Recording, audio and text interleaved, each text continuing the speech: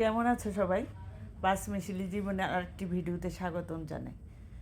আজকে ছেলে বাড়িতে আসবে শুনে ছেলের বাবার তো হুঁশ নেই, বাজারে চলে গেছে, অনেক ধরনের মাছ এনেছে। যে কোনো সন্তানই মা বাবার কাছে তার মূল্যই আলাদা। সন্তান হলো মা বাবার মাথার মুকুট। তাই সন্তানের কে কী খাওয়াবে, বিশেষ করে যেই সন্তান বাইরে থাকে, তখন তাদের খুশির সীমানা থাকে না। কী কিনবে, কী আনবে, কী খাওয়ালে ছেলে পছন্দ করবে, সেটার উপরেই নির্ভর করে মা বাবা সব কিছু আনার চেষ্টা করে। তো বাজারে গেল, গিয়ে অনেক ধরনের মাছ নিয়ে আসলো। বড় বড় ট্যাংরা মাছ, তাজা একেবারে নদীর মাছ, বড় মাছ, কই মাছ, রুই মাছ, কালীবাউস মাছ, বড় বড় গলদা চিংড়ি মাছ, বিভিন্ন ধরনের মাছ নিয়ে আসলো। প্রায় 7-8 রকমের। কিছু মাছ কেটে এনেছে আর কিছু মাছ কেটে আনেনি। আমি বসে পড়লাম আমার যে হেল্পিংয়ের তার সাথে। সে মাছ একা এই ধরনের মাছ আনলে তার আসলে অসন্তুষ্টি প্রকাশ পায়। খুব একটা পছন্দ করে না মাছ কাটা। যেই প্রচণ্ড গরম, আমি পাশেই টেবিল ফ্যান লাগিয়ে দিলাম যেন ওর কোনো অসুবিধা না হয়, গরমে যেন সে বিরক্ত বোধ না করে। পাশে একটা চেয়ারের উপর টেবিল ফ্যান লাগিয়ে দিলাম। তুমি নিশ্চিন্ত মনে মাছ কাটা। আমিও সাথে সহযোগী হলাম।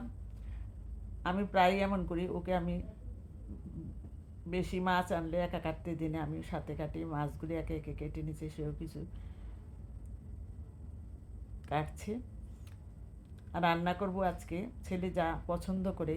আসলে খাওয়া দাওয়া তো বেশিরভাগ বাইরেই করে, যেহেতু জব করে বাইরে খাওয়া দাওয়া, বাসায় খাওয়া দাওয়া করে খুব কম, বা করলেও ওই ধরনের যেমন মাসকলাইয়ের ডালটা একটু ব্যতিক্রম ধর্মী ডাল রান্না করা হয় না, তার খাওয়াও হয় না। তাই আমি ভাবলাম আজকে তারা তো মুসুর ডালটাই বেশিরভাগ খায়, মাসকলাইয়ের ডাল রান্না করবো। চিংড়ি মাছ, কই মাছ দিয়ে চিংড়ি মাছগুলি কেটে নিব। চিংড়ি মাছটা এখনও কাটা হয়নি। আর আমি মাছ কাটার আগে ডালটা সিদ্ধ করে নিলাম। এখন মাছগুলি ভেজে, চিংড়ি মাছ আর কই মাছ ভেজে মিলিয়ে দেব এবং দিয়ে দেবো সাথে সাথে মশলা দিব। ধনিয়ার গুঁড়া, জিরার গুঁড়া, হলুদ গুঁড়া, মরিচের গুঁড়া এবং রসুন বাটা। মাসকলির ডালতে রসুন বাটা দিতে হয়, খুবই টেস্ট হয়। এইভাবে মাসকলির ডাল রান্না করলে রসুন বাটা ছাড়া মাসকলির ডাল ভালো লাগে না, বিশেষ করে যেটা মাছ দিয়ে রান্না করা হয়। দিয়ে দিলাম এবং মিলিয়ে দেবো, কারণ মাছটা সিদ্ধ হলে যেন ডালের মাঝে মাছের ফ্লেভারটা চলে আসে, তার জন্য সিদ্ধ করব। কিছুক্ষণ সিদ্ধ করেই তারপর ফোড়ন দেব। সাদা জিরা, শুকনা মরিচ, লাল মরিচ, শুকনো লাল মরিচ এবং তেজপাতা দিয়ে ফোড়ন দিয়ে মিলিয়ে দিব এবং ধনিয়া পাতা সর্বশেষ মিলিয়ে দেবো। প্রচুর গরম পড়েছিল, আমি রান্না করছি আর বারবার আমার বারান্দায় বা আমার রান্নাঘরের পাশে একটা জানালা আছে, সেই জানালার কাছে গিয়ে দাঁড়াচ্ছে। বৃষ্টি এর মাঝে শুরু হয়েছে, প্রচণ্ড বৃষ্টি।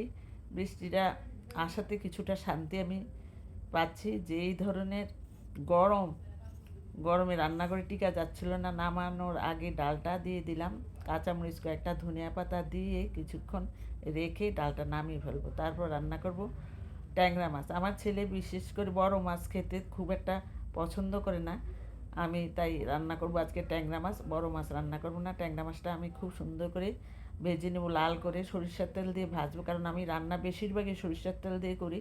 সরিষার তেল দিয়ে যে কোনো কিছু ভাজা করতে গেলেই উপরে একটা ফেনা ওঠে। এই সরিষার তেলটা দিয়ে রান্না করার ফলে এই ধরনের সরিষার তেলের উপরে ফেনা উঠে আসবে। মাছটা আমি লাল করে ভেজে নিয়ে শুধু এই রেসিপিতে শুধু ব্যবহার করব হলুদের গুঁড়া, মরিচের গুঁড়া এবং জল কোনো ব্যবহার করব না। দুন্দুলের গায়ে যে জলটা আছে সেটা দিয়ে মাছ রান্না করা হয়ে যাবে। এটা আমার গাছের একবার তাজা দুন্দুল। এই দুন্দুলটা খেতে এতটা টেস্ট, মাছ দিয়ে রানলে খুবই ভালো হয়। ভাবলাম অন্য সবজি তো খাই, সবসময় খাওয়া হয়, আজকে দুন্দুল দিয়ে ছেলেটা রান্না করে খাওয়াই, ও পছন্দ করবে। এই দুন্দুল দিয়ে রান্না করব। হলুদ আর মরিচ দিয়ে পেঁয়াজটা ভেজে কষিয়ে নিয়ে দুন্দুলটা তুলে দিলাম। দিয়ে কিছুক্ষণ কষানোর পর দুন্দুলের গায়ে যেই জলটা আসবে, এই জলটাই মাছটা রান্না হয়ে যাবে। ঢেকে ঢেকে রান্না করব। দুন্দুলটা আমি কিছুক্ষণ কষিয়ে নেব।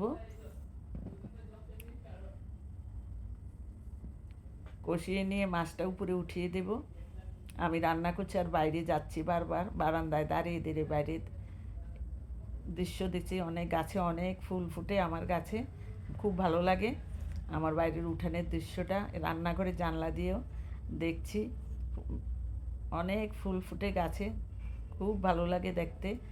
আমি ঘুরে ঘুরেই আসি, কাজের ফাঁকে ফাঁকেই আমি বারান্দায় চলে আসি। দুন্দুলেরটা কষানো হয়ে গেছে এবং জল বেরিয়ে গেছে। এখন দিয়ে দিলাম মাছ ভাজা, ট্যাংরা মাছটা ভেজে রেখেছিলাম, দিয়ে দিলাম। এবং এখন কিছুক্ষণ নেড়ে ওলট পালট করে মাছ আর দুন্দুল আবারও ঢেকে দেবো। ঢেকে দেওয়ার ফলে আবারও মাছের গা থেকে বা দুন্দুলের গা থেকে প্রচুর জল ছাড়বে। জল ছেড়ে দিলে দিলে আমি আবারও নেড়ে কিছুটা কাঁচামরিচ দিয়ে আবারও ঢেকে দিলাম। এখন সর্বশেষ নামানোর আগে দিয়ে দিব ধনিয়া পাতা। আরও 2 মিনিট রেখে নামিয়ে ফেলবো, তারপর রান্না করব। এটা টক আম, মিষ্টি আলু এবং কুমড়া দিয়ে একটা টক রান্না করব। মেথি ফোড়ন দিয়ে টকটা বসিয়ে দিব। আর করব বিভিন্ন ধরনের ভাজি। আমার ছেলে প্রায় চলে এসেছে, রাস্তার মাঝে আছে, পাশে কুমিল্লার পাশে চলে এসেছে। তো রান্নাটা আমি তাড়াতাড়ি সারছি। কেমন লাগলো তোমাদের কাছে ভিডিও সম্পর্কে মন্তব্য লিখবে। আবার আসবো তো ভিডিও নিয়ে, ততক্ষণ পর্যন্ত বাই।